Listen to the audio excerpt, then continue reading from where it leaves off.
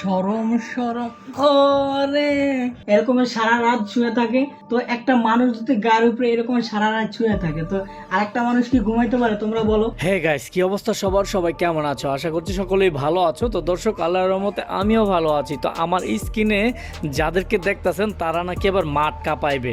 একটু ভালো করে দেখেন তো তাদেরকে কেউ চিনেন কিনা। আমার মনে হয় তাদের কোনো ফ্যামিলি বা কোনো আত্মীয় স্বজন নাই। তারা অনলাইনে আইসা যেভাবে নোংরামি করতেছে, ভাই ভিডিওটা আগে একটু দেখেন, তারপরে আমি আরো কয়টা কথা কইতাছি। সরম সরম করে যাইতাম না গো কালা জামাইর ঘরে।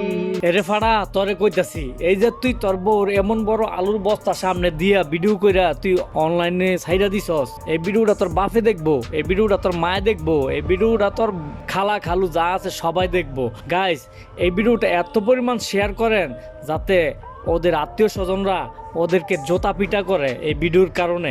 শুধু এই ভিডিওর কারণে ওদেরকে এমন শিক্ষা দিবে। এই ভিডিওটা বেশি বেশি করে শেয়ার করেন যাতে ওদের আত্মীয় স্বজনের কাছে পৌঁছায়। এটা যদি আপনারা করেন তাহলে এদের করুণ শিক্ষা হবে। আপনারা ভিডিওটা শেয়ার করে দেন।